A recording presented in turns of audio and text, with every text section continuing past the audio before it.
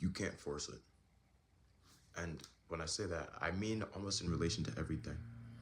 But specifically for this video, I'm talking in the context of other people.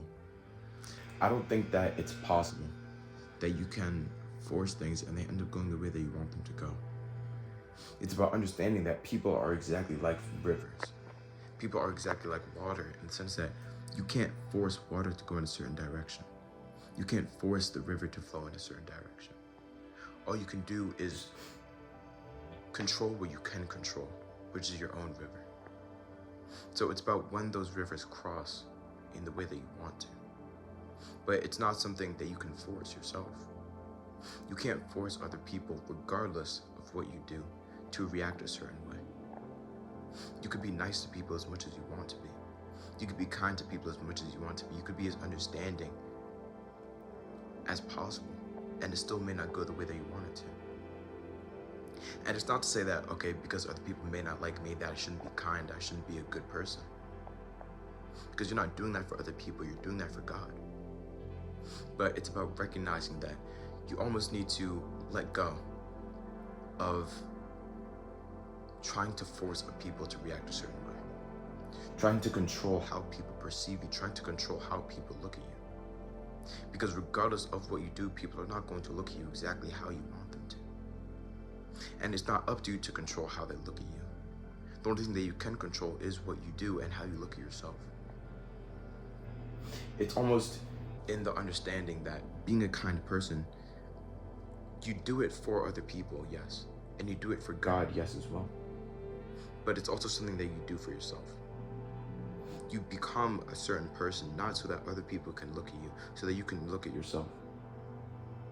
You become a certain person, you act a certain way in kindness and in love for other people, not because you expect love back, but because you know that God will love you. And you know that God does love you. It's really just about understanding that in literally every scenario, you can never force someone to do a certain thing. You can influence their decision, yes, but you can't control it, because anything outside of you is completely out of your control. Like I said, you can influence the way that other people act. You can influence the way that they look at you, but you can't control it. Because even Jesus, the perfect man, he was hated by so many people. All he did was show love, kindness, and mercy towards other people, and people still hated him for it. So it's not that we can control the way that other people see us, but rather it's something that we can only influence. So the only thing that we can control is who we are. The only thing that we can control is how we see ourselves. And in recognizing that, it's almost a very freeing notion. Because it's not to say, oh, okay, like act irrespective of other people completely. Act as if, they don't exist and this is solely your world. Because that's not the case. But it's about acting in a way that you think is right. Acting in a way that you think is appropriate, but truly appropriate. And in doing so, you then allow yourself to be a good person in your own eyes. And that's also not to say that you shouldn't, close yourself off from any criticism from other people. But it's to say that how other people perceive you should not be the number one thing on your mind. How you perceive yourself and how God will perceive you should be the number one thing on your mind. It's about recognizing that we don't have any control outside of ourselves. So don't try to force the water to flow in a certain direction. Allow it to flow in the direction that it will flow. And then pick which river you want to stay near. Find the people that align with yourself. Find the people that align with your interests, with your goals, with your values.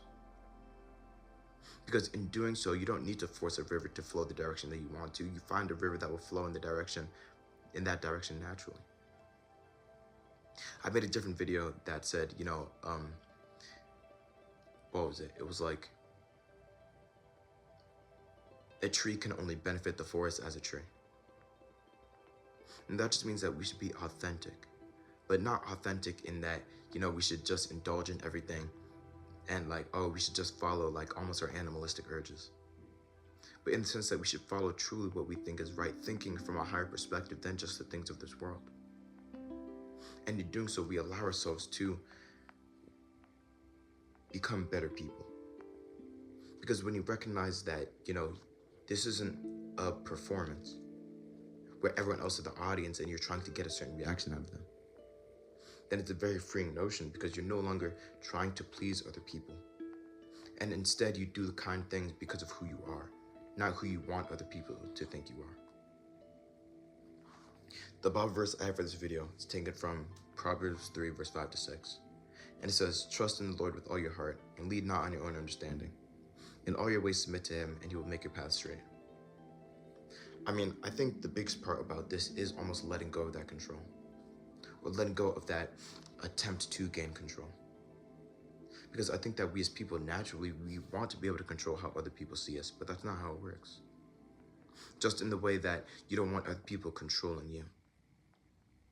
Other people don't want you controlling them. So don't do the right thing because you want other people to see you doing the right thing. Do the right thing because you are a right person.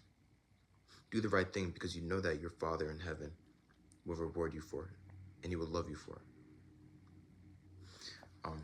Thank you for watching, and yeah, have a great day.